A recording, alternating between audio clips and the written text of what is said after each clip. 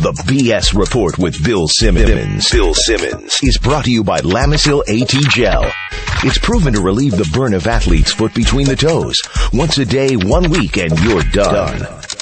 First of all, This is the BS Report with Bill Simmons. it might be cool, I don't know. And if it's not, I don't care. BS Report with Bill Simmons. Bill Simmons works for ESPN. He's also named the Sports Guy, and he writes a comical sports column. He must be a popular dude. The BS Report. It's got a real dirty sound, like a rusty steak knife cutting through a well-aged steak. Now.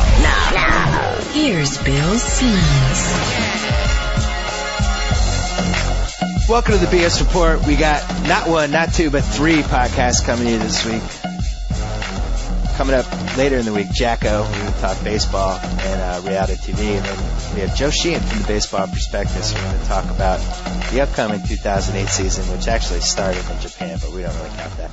We're going to get some predictions and picks from him. But first, with the NBA never hotter than ever, we had to bring in the guru of ESPN.com for the NBA, Marc Stein. Steiny Mo, how you doing? Fantastic. Little tired waking up every 2 hours to refill Nowitzki's ice bucket, but otherwise I'm in good shape.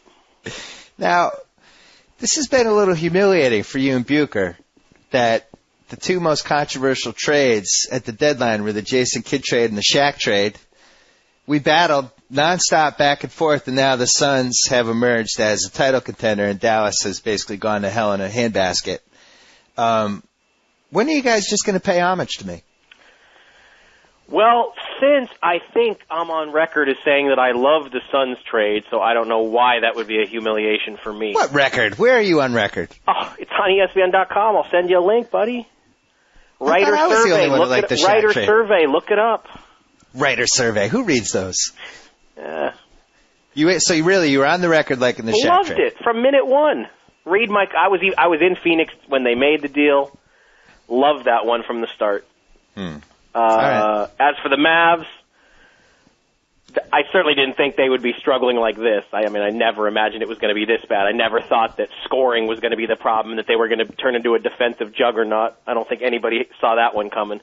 Yeah. But I don't think the West was there for them to win it anyway. I don't think that the way the team was going, they were going to be a factor. So, I have nothing to apologize for there either. I'm sticking to my assessment that Yes, both you do. teams had to make that trade. You have to apologize. You thought Jason Kidd was still a very good player. I still do. Oh, come on. I'd still much rather, if I'm the Mavs, I'd still much rather go forward with a foursome of Kidd, Nowitzki, Josh Howard, and Jason Terry. Well, I'm not ready to write this thing off because they've got off to a bad start. Come on. A week ago, everybody was writing the Suns off until they went on this winning streak. 2 weeks ago. 2 weeks ago, fine. My problem with the Mavs from the get-go was that I didn't think this trade made them a legitimate title contender. And it was a borderline panic trade, and they gave away every asset they had, basically, except for Josh Howard, that they could potentially trade down the road. So this was like, if this doesn't work, there's no plan B. Wait a minute. How is there no plan B? Kidd has a $20 million expiring contract next year. How is there no plan B? So which guy could they potentially get with a $20 million expiring contract? Well, I think if this thing doesn't work, and I still think it's way too premature to say so, they get one full season crack at it, and if it doesn't work, then they look at their rebuilding plan. I mean, they were locked into 4 or 5 years of Devin Harris. He just got an extension, so. Yeah. I think they've got all of next season to get this thing right. I mean, certainly this off season is huge. I mean, they're going to have to resolve the big Avery questions. Is Avery going to be able to make the adjustments he needs to make to coach this guy? But I still think they have next season to get it right, and then if it doesn't work, Kidd's an expiring contract, and they start over still with Nowitzki and Josh Howard, and Terry's getting up there, but. Nowitzki, he turned 30 this summer, so he turns 30. I don't think that's ancient by any stretch. But he's 30, but he's already broken the record for most ankle sprains. I think he's up to like 27. If it's just an ankle injury, that's nothing to worry about. This thing is a little bit more than that. It's a high ankle sprain. He's never had that, and it's a mild knee sprain too. But I still say, knowing him and having covered every dribble of his career, and with all that time I'm spending at his bedside, I think he's back still inside 2 weeks. I know everybody in Dallas thinks the season's over. They think he's done. I say he's back inside 2 weeks. Well, the season is over. You're going to fall out of the top 8. Well, I'm not a member of the team. I know it's hard for you to believe, but I'm not falling anywhere. They will. I meant you, the city of Dallas. You live in Dallas. They will make the playoffs. Really? So who's the 9th seed then? I'm still thinking the Mavs and Warriors get in and the Nuggets don't. You don't trust the Nuggets. I have to say they won me over with the back-to-back because last night the Memphis game was a classic game that they've lost all season where, they just have to show up to win and they end up losing by 20. And they actually won that one. So, and to their credit, they bounced back pretty nice. To lose the Iverson homecoming game, yeah, I thought that was going to be I thought that could have ended it right there because that, obviously went as well as Philly could have hoped. Iverson goes nuts. Philly still wins the game. For them to bounce back from that and win a couple on the road is that's big for them. There's no question. I mean, Thursday when the Mavs go there, obviously Nowitzki's not playing Thursday. That game becomes massive. But I still think the Mavs are going to squeak in there. Well, when Phoenix lost to Philly at home on a Saturday night, that became the defining, oh my God, this Shaq trade isn't going to work out moment. And then, they righted the ship. And then Philly goes from there, and they basically, they beat San Antonio, they beat Boston last night, they beat Denver, and I think they beat one more playoff contender. But suddenly, looking back, it wasn't that embarrassing to lose to the Sixers at home. They might just be a really good young team. Yeah, and that's the thing. That might be, of all the crazy things we've seen this season, I mean, how is that team good? I mean, they don't have a dominant scorer. I mean, it's like, 5-6 guys scoring in double figures. The best I can tell, they play really hard. They got no shooters, so they just play at a fast pace. They put a lot of pressure on the ball. They never mail it in, and boom, you got a playoff team in the East. Well, wouldn't you say that they're kind of the Portland of the second half? No question. It doesn't quite make sense, but somehow it's working. Well, at least Portland, you could say, okay, Brandon Roy was just unconscious in December. I mean, it's hard to look at Philly and say, this is the guy who's making this happen. Well, they have two guys, neither of whom I don't think as good as Brandon Roy. And personally, I think Brandon Roy's been a little bit overrated and had no business making the All-Star team over Baron Davis. Davis. December, though, was sick. He was. For that month, he was. No, I know. But, it's not like, was he more sick than Monte Ellis was in February? Like, no. I think people, it was such a nice story. I think people got a little too caught up in it. But anyway, I think Andre Miller and Andre Iguodala together have kind of been comparable to what Brandon Roy did that month. Well, yeah, there's no question Miller's having a career year. Stunning. I mean, when they made that Iverson trade, I thought they got like 40 cents in the dollar. I think all of us have given up on Andre Miller as, an elite point guard. Even him in a career year doesn't strike me as dominant player. I mean, look at these numbers though. Since the All-Star break, 19 a game, 7 assists, 3.5 rebounds. He doesn't shoot threes anymore, which I like. I like when guys just accept that all right, I can't shoot threes. I'm just not going to shoot them anymore. Well, and that is another thing. I mean, he shot the ball so much better this year than he has for a while. But Iguodala, though, offensively, I don't think he's an elite player. I think he's good. Defensively, he can shut down the other team's best guy every night, so that's good. And they run the ball. They just take off on every possession. They got young legs. They play hard. So it makes a little sense, I think. I think compared to Portland definitely was more of a chemistry thing. I think this is more of a style thing. Like they can just take anybody by surprise the wrong night, But, I mean, getting back to the original thing, I mean, where were Phoenix and Dallas going before their moves? I mean, I just think both teams had to do it. I mean, Phoenix the hope it gave them internally was a big cause to do it. And you saw in the their season really turned around with that San Antonio game. Yes. And you could see what Kerr was thinking there. I mean, they were more credible against the Spurs than they've been in a long time. Yeah, and I will give you the specific moment that saved their season. They're down 85-80, and Nash hit like a 29-footer. Remember that with like 3 minutes left? And that was it. I feel like if he misses that shot, they lose the game. and then everybody is just like, this is a disaster, this stinks, and maybe they don't bounce back. That was the biggest 4 minutes of their season. Now I feel like they're one of the teams that can win the title, right? Well, if you can beat San Antonio, that automatically puts you in it. And let's face it, I mean, Shaq guards Duncan as well as anybody going right now. So just the fact that they don't have to double Duncan anymore and know that now on the flip side, Shaq and Amari both played that game with 5 fouls for like an hour. You know, obviously that's not going to happen every time. But if Shaq can stay on the floor, I mean, it really does give them a better shot than they've ever had against Duncan. Well, I agree with you that Phoenix and Dallas both needed to do something. But the difference is the Shaq trade gave Phoenix the ceiling that they could potentially win the title, whereas I don't think the Dallas trade did. And I'm wondering, and I'd love to hear your opinion on this one, would the smarter and safer move have just been to fire Avery Johnson? Well, Cuban's never fired a coach, so I don't think that was ever realistic. And I'm not going to totally write Avery off. I mean, I've been pretty critical of a lot of things he's done this year, but I think he also did a lot of good things here too. When you just look at the raw numbers, and I mean, the guy's had a huge amount of success in a short time. But the fact remains, when you're a coach in this league, you have to adjust to your personnel, and Avery just flat out hasn't. I mean, he is a believe in my system kind of guy. Yep. And to me, his system, it hasn't been in place long enough and hasn't proven successful enough in the playoffs for him to take that stance. I mean, I thought the Mavs had to do Kidd because it's what Nowitzki wanted, and same thing, just like with Nash and Phoenix. Nowitzki was losing hope. He'd carried this franchise, kept it at a ridiculously high level without Nash for 3 years. Yep. Needed the help, and Kidd coming in, you see the way Dirk has played since Kidd's been here. It's totally rejuvenated him. But now it's up to Avery the Mavs offense, for as poorly as Kidd has played, he has to take some of the blame. But there has to be more ball and player movement in this offense.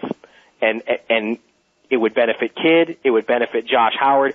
I do not buy the theory that Kidd can only be a factor in an open court game.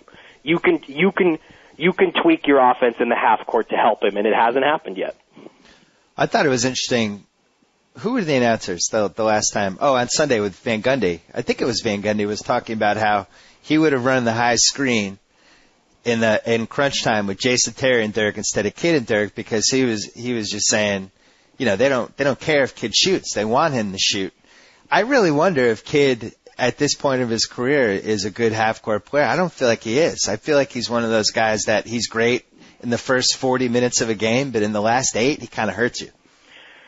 Well, I think now it's hard to counter that claim right now because he is struggling so much, and it's obvious his confidence is sagging. He knows everybody's playing off him more than ever. He's not shooting the ball well. It's kind of sad. It's getting worse, but I just don't think it's terminal. All right. I remember when he sat out the San Antonio game. When he was held out for that last half minute.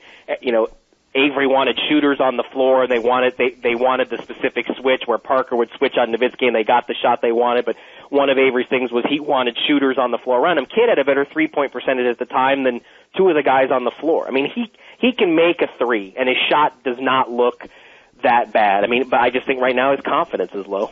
He's in the James Posey club. James Posey will make a three if he's wide open and his feet are set and nobody's in his face. But as soon as he's moving 1 inch either way or there's somebody there, he's going to miss it. Kidd will make them when he's wide open, especially on certain spots of the floor. Right now, even those aren't going in because he's thinking too much. I mean, he said it. He's thinking too much. He's putting a lot of pressure on himself, and it's not helping. But also defensively, he's really slipped. I mean, noticeably. You don't agree? No, I mean, because I don't look how well they've played defensively. I mean, if he was this huge liability, I mean, I think it would be showing up more. I mean, the last 2 games especially, they couldn't ask for more defensively. Yeah. I don't know. I'm still, my whole thing on this is, I think you're kind of describing it as an over-the-top trade. In the West, there are no over-the-top moves. I mean, I don't think the Mavs ever said, getting Kidd makes us a champion. I think getting Kidd was the next step in keeping the Mavs up there. I would have made a different move. I would have traded Josh Howard. and we've talked about this. He started out as maybe the most underrated guy in the league, and now has quickly become the most overrated guy in the league. I don't know. Is he like top 8 at his position? Is he top 10? He's still one of those guys, though, that he can do damage without you having to run a lot of stuff for. And the Mavs, I mean, he is one of their younger guys, the way they are. I mean, the Mavs, this trade did make the Mavs older. There's no question. Nowitzki turns 30. Everybody else is over 30 except Josh Howard. So if you trade him, I mean, now you're really getting old. The interesting thing about Josh Howard is he's not as young as you think. Right. No, he is. I think he's 28. But he's 27, turns 28, April 28th. But if you look at the team they've got, I mean, he's about as young as it gets right now. We're talking their core player. But look at this, though. In 2006, which was, I thought, his best season, 43% on threes. 2007, took a little more threes, down to 38%. In 2008, 35%. If he's not making threes at a 40% rate, and he doesn't really create his own shot, then I just don't think he's an elite player anymore. Well, like I said, I just think this thing is still in its infancy, and right. if Avery wants to stay here, he's going to have to adjust his offense. And I think as the offense evolves, I mean, I'm not sitting here suggesting, call up Lawrence Frank and get the Princeton offense and put it in here. You cannot put the Princeton offense in on the fly. But the Mavs half-court stuff can definitely become more of a motion deal. And I've asked other coaches. They say it's not that hard to make changes even this late in the season because guys, every NBA player knows 100 plays. They've all played on multiple teams. I just think if this offense gradually evolves, both Kidd and Josh Howard are going to look a lot better. I mean, those are not guys that I worry about over the long term. I mean, I think there are other issues that are of a greater concern. Well, Avery being the top one. You made a great point about coaches not being able to adjust their systems because I think a really good example of this was Rick Carlisle with the Pacers. That was the type of team, the guys they had, right after the Artest melee and the year after, where that was a team that really could have run. And instead he's very deliberate. They got to walk the ball up the court, all that stuff. And just it never meshed for whatever reason. And then you have somebody like D'Antoni who has seamlessly incorporated Shaq, I think. Like I watched them yesterday. I'm amazed that they're doing this well 3 weeks into this trade, 4 weeks. I think this in the Suns' dream world, they come out of this thing with 2 different teams. And that's the way it's starting to look now that they've played well. Obviously, they lost to Detroit, but during that streak, they've got their Shaq team to play with San Antonio, and when Shaq's not on the floor, they can still run. But there's no question to me, Avery Johnson to stay here. He's facing pressure now like he's never faced in the Miami series, Golden State series. He came out of those with really a minimal amount of criticism when you consider what kind of meltdowns those were. But if he wants to stay, he's going to have to adapt, and that is something that he hasn't shown an ability to do since he's been here. He's not an adaptable coach. He wants you to just stick to the way he does it, and it surprised me because he's a Popovich disciple, and I think obviously if you have Tim Duncan, you're going to look pretty smart as a coach, but I think Popovich is how many times have they turned that team over and changed it? Popovich has shown more of an ability to adapt, and with him, it's always about the players, and you don't get that vibe from Avery. Yeah, well, Avery's Waterloo was that Golden State series last year. Trying to adapt to what an 8 seed was doing, and I think he did get a fair amount of criticism for that one. You're right though, the Dallas series. People, and not the Dallas series, the Miami series in 2006. I think people were so blown away by some of those officiating calls that Avery's performance slipped through the cracks a little bit. And still, to this day, I think the thing that people remember from that series, not even the Dallas collapse as much as just some of those calls, and Dwayne Wade just basically being able to barrel into 5 guys and get a foul every time. Which brings me to my next question. Well, you didn't watch the Warriors-Lakers game last night, but we had 2 games decided, 2 fantastic overtime games decided by horrendous calls. In the Phoenix-Detroit game, they just got murdered by 3 straight terrible calls in OT, including a non-charge where they called a foul on Nash that was definitely a charge. And then in the Golden State Lakers game, the game's decided on this really shaky Monta Ellis bumped into Derek Fisher on an inbounds play, and they called it an offensive foul. It's awful. Do you feel like this season, on a scale of 1 to 10, how bad has the officiating been this season? Because I feel like it's been like an 8. 8 on the bad side? Yeah, 8 out of 10 on the terrible side.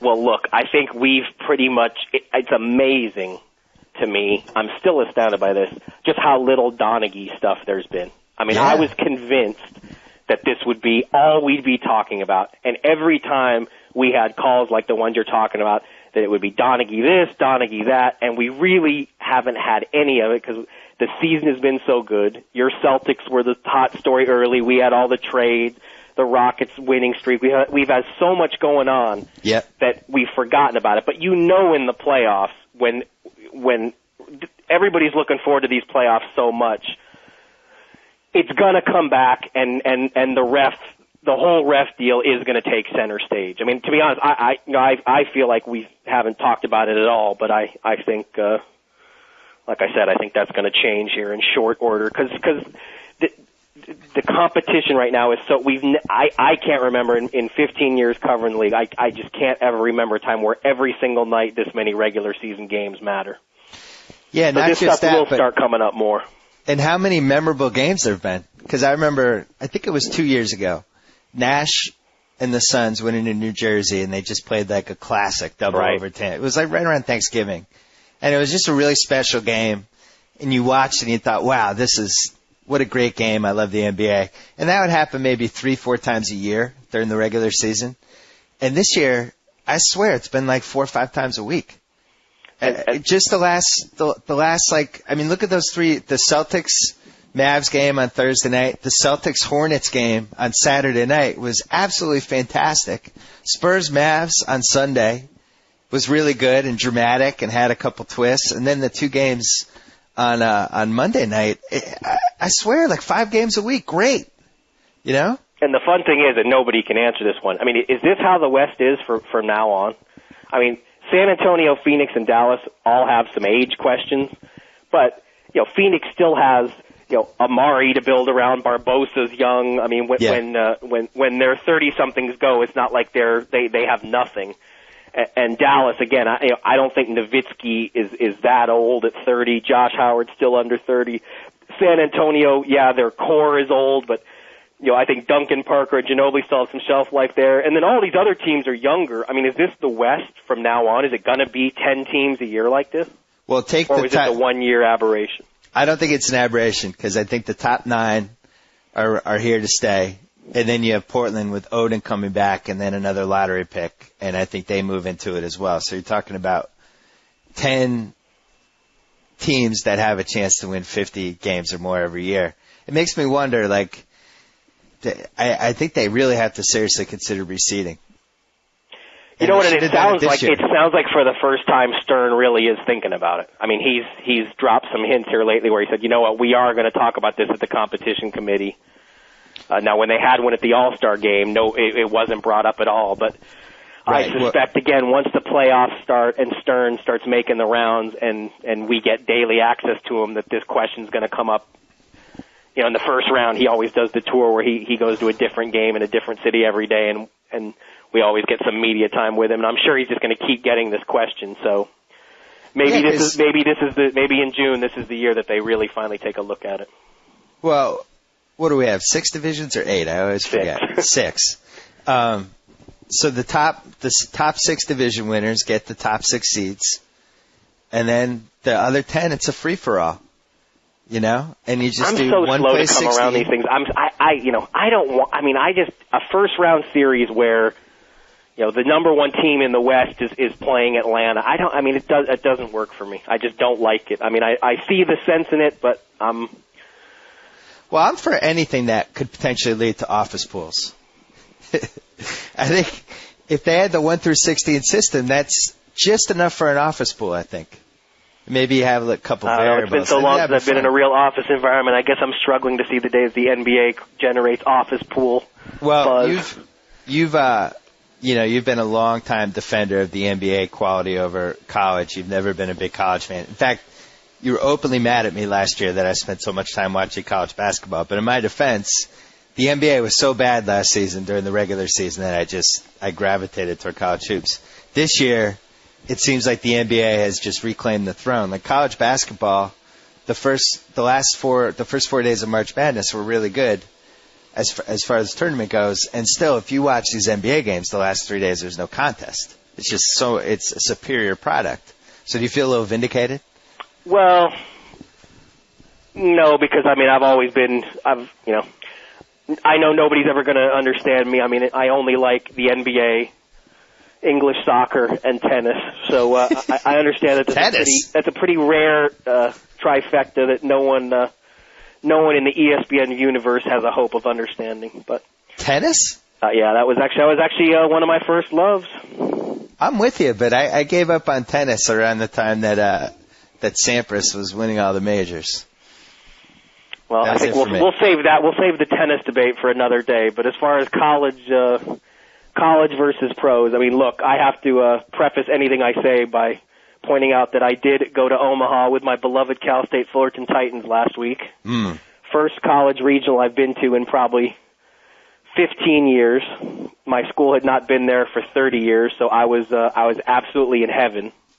But I had a rooting interest. I mean, that's my school, and I am the proudest Fullerton alumnus there is. I mean, if you don't have, for me, from my perspective, if you don't have a rooting tie like that or a bracket in your hand, I don't know how you could find that more appealing. I mean, atmosphere. I mean, are you watching? I hear people say the atmosphere is so much better. Well, do you watch games for atmosphere or the basketball? That's true. It's boys versus men. I mean, it's not even. I don't even see how you can make the comparison. Well, you left out a gambling problem as the third reason to be involved in March Madness. But I'm with you. It's exciting and anybody can win. It's unpredictable, but the bottom line is, if you really watch these college games carefully, it's a lot of bad possessions, a lot of 3-point shots with 4 seconds left in the shot clock, and it's very disjointed. It's just not.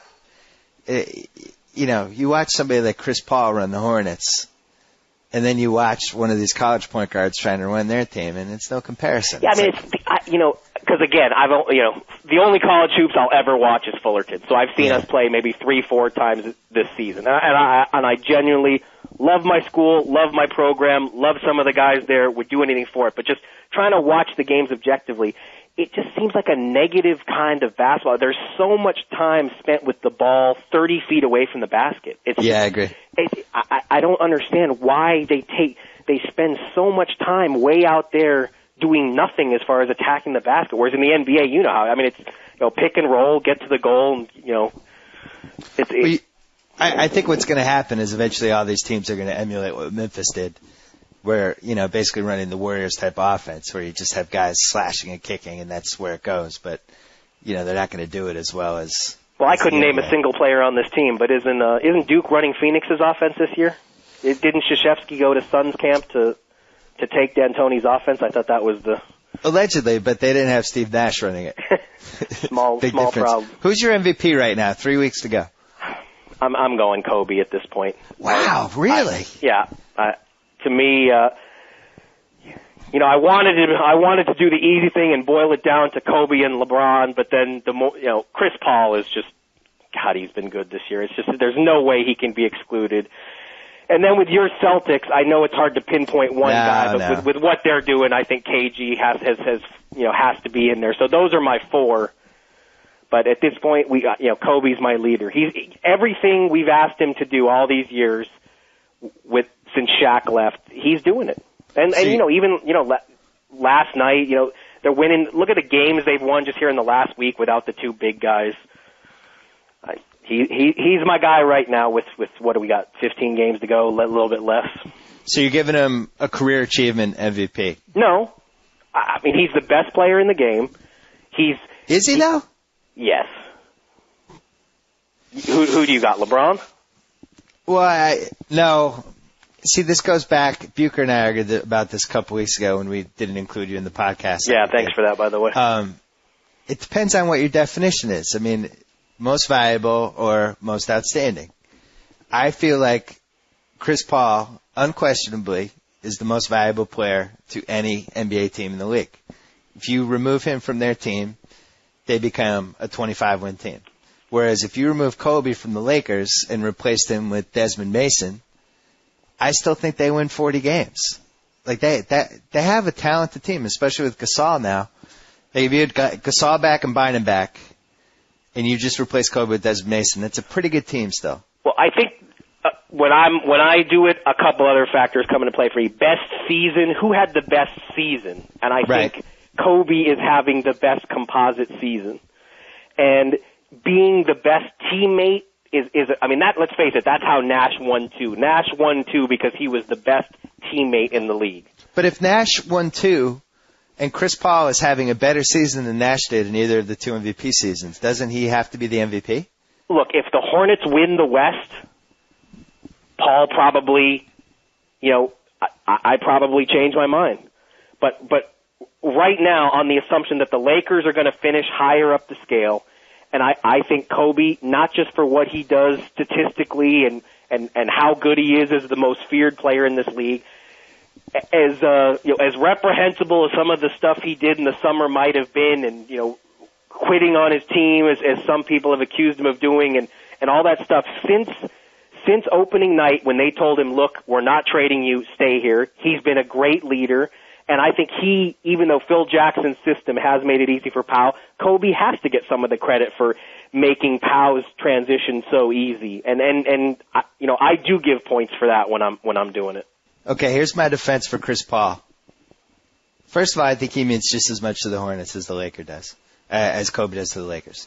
Second, Kobe not only has a better team, but has Phil Jackson, and has a home court advantage that matters versus Chris Paul, Byron Scott. We're not quite sure if I guess he is a good coach then, because he made two finals. I think Byron's way underrated. I mean, And I thought he had some shaky moments in 2002 and 2003, but I guess now you'd have to consider him a decent coach.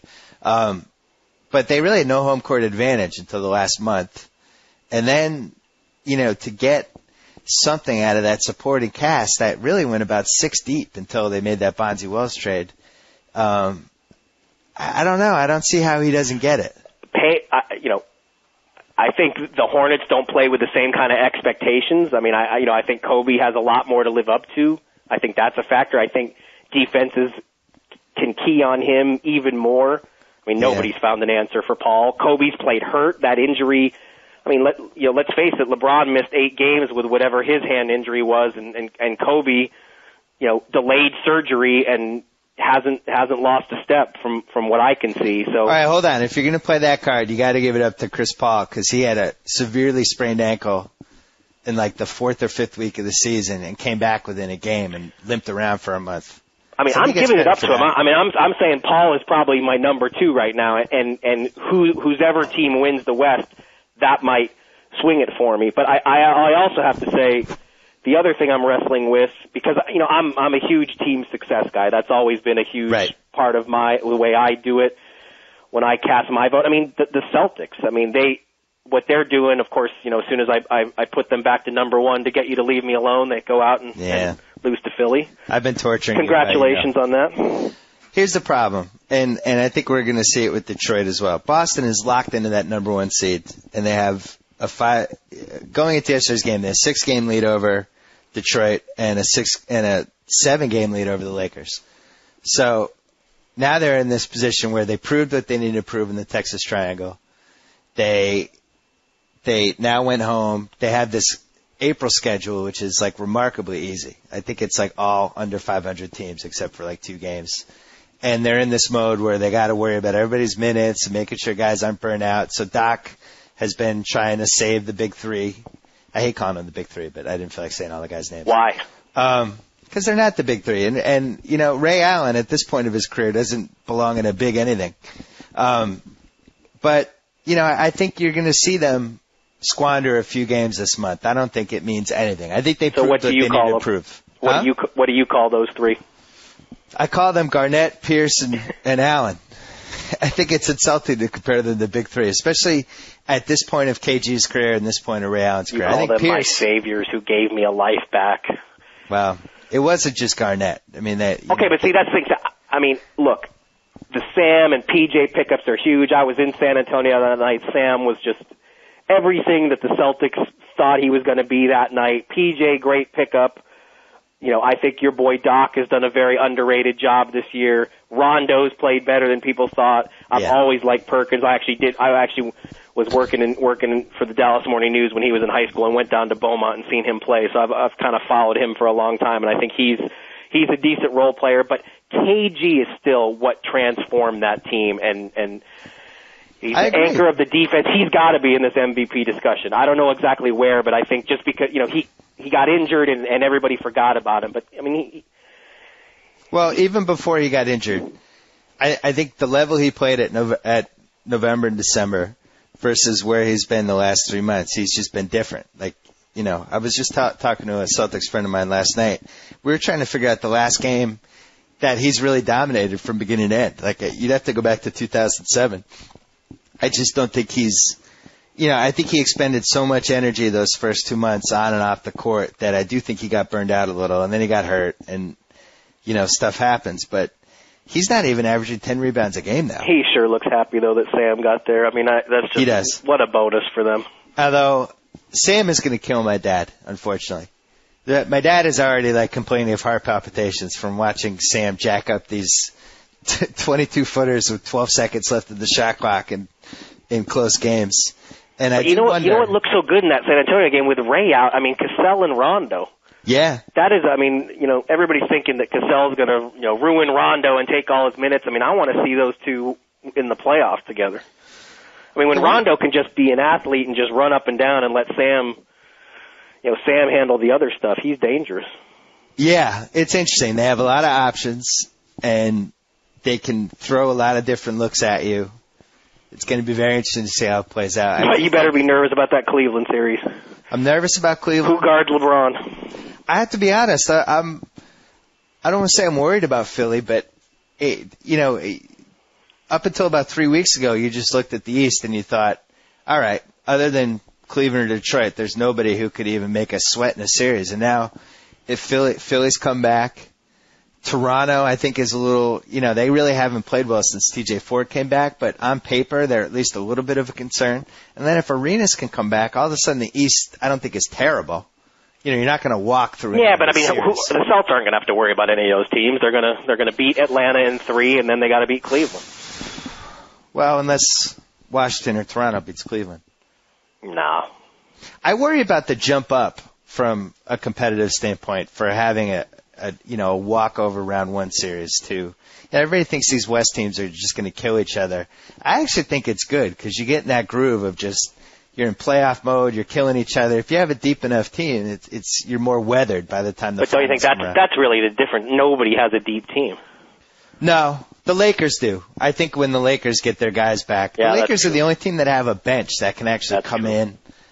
And how much is Sasha Vujovic, however you say his name? Vujovic, man, you live in L.A. Vujovic. I know, I can't say those. Is he Croatian? He's actually Slovenian. I can't say those names, but that guy is he's probably made himself more money over the last 3 months than any bench player. I think he's a full mid-level guy now. Not only is he shooting the ball so much better, he is, he's the European Bowen as far as pass level. He's feisty. He is just a pest. I was just emailing somebody wondering there should be a pool where you guess when somebody's going to punch him in the face because it's going to happen the next 2 months. He's kind of found his groove as a villain. Yeah, true. And in Phoenix, they can't stand him. Yeah, and meanwhile, it seems like Bowen's on his way out. I wouldn't be surprised if this is his last season. No. That's what everyone says. As last season as a guy who's on the court in crunch time. Back. He still makes that corner 3, and although Udoka, it is pretty amazing how they've just turned Udoka into another Bowen within 1 year. Right. Because usually, when the Spurs get a guy, it usually takes them a year before Pop's even willing to play him, and Udoka's already playing for them. Yeah, and he's a little bigger. They didn't really have that guy to guard somebody like Carmelo. Right. And now they have that guy who can do the 6'7". Well, back to the MVP ballot. So Kobe, Paul, LeBron, KG. Is that a suitable top 4 for what's today? Yeah. March 25th. Are we on the same page? I think we are. Although I would put Paul ahead of Kobe, and actually I'd put them neck and neck, and whoever gets the number 1 seed gets the MVP. In fact, they should announce that. The MVP is up for grab. Whoever gits the first seed wins the MVP. I mean, have you seen that stat where Paul has 9, 20, and 15 games, and the rest of the league has 8? Listen, I already wrote. I think he's having the best all-around season in the history of that position, because we've seen guys statistically from an offensive end. You see Magic and Isaiah and Oscar. We didn't see Oscar Robertson. The game was different back then, so it's hard to throw him into this. But nobody has been this good offensively, but also been destructive defensively. You stole that line from Hollinger. What? Chris Paul's having the best offensive season in point guard history. When did he write that?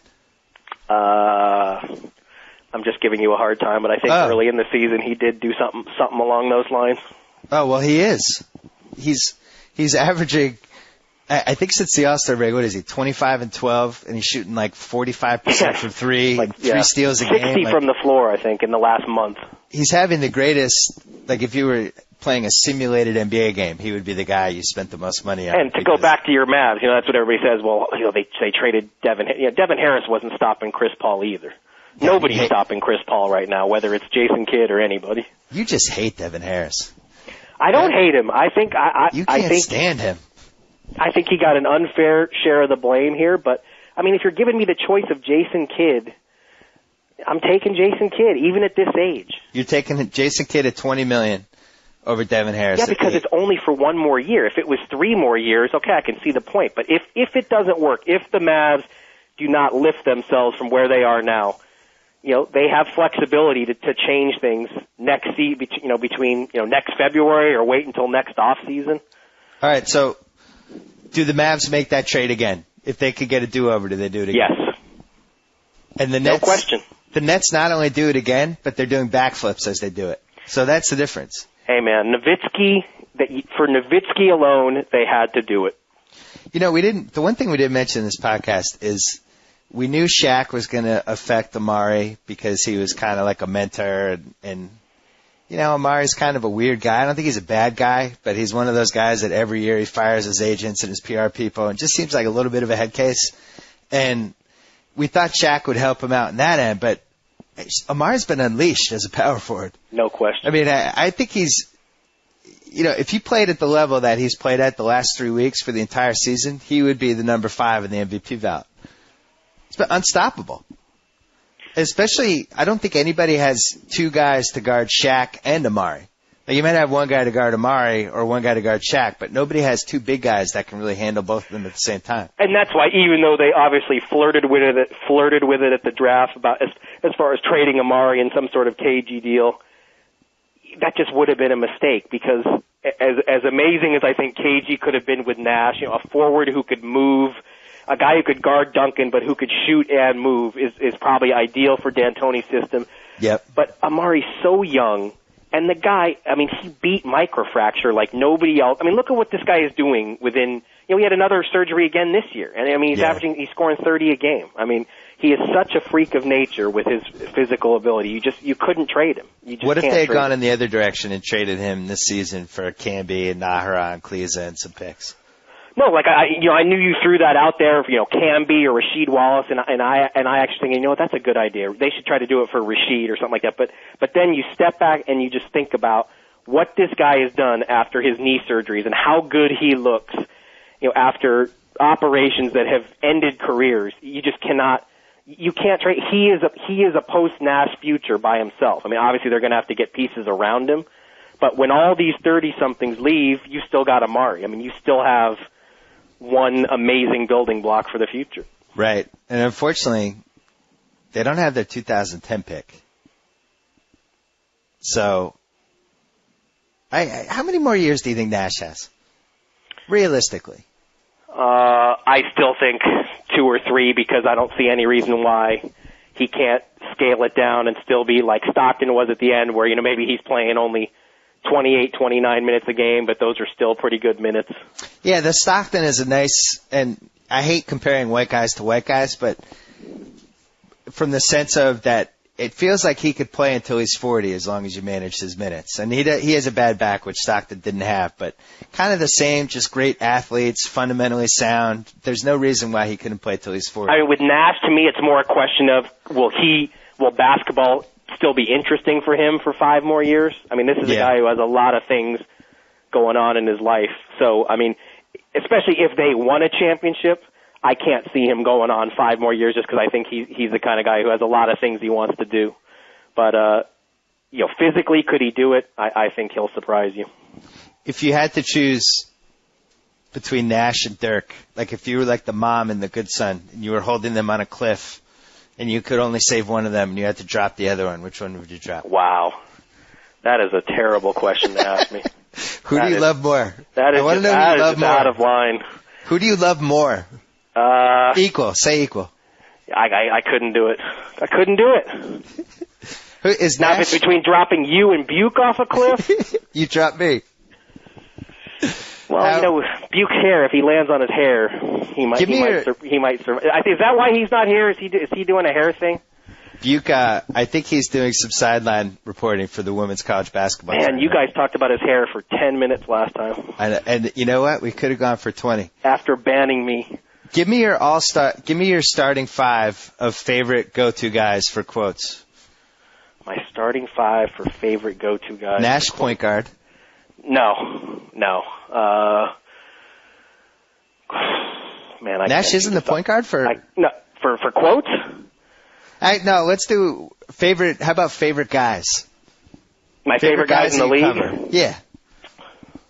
Well, Nash and Nowitzki definitely have to be on there. Right. So that's your point guard and your power forward, unless you want to go small.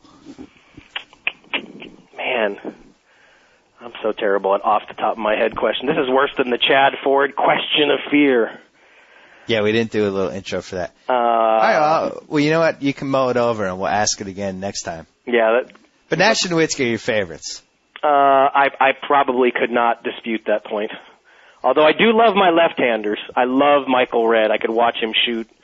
I could watch him practice before I watched 99.9% of college games. I'm going to trade him when I take over the Bucks. Yeah, that was what I was going to ask. Forget my nobody cares about who my favorite players are. What all of America wants to know is what's the latest on you taking over the Bucks. I don't think they're interested. Well, what I'm trying to tell you is no matter how good you think you could do, if Herb Cole is still the owner, it doesn't really matter.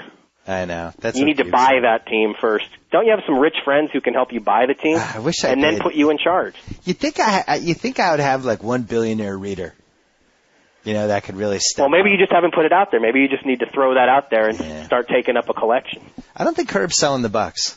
No, You think he is? Everyone has a price. Well, except for Clay Bennett, who apparently doesn't.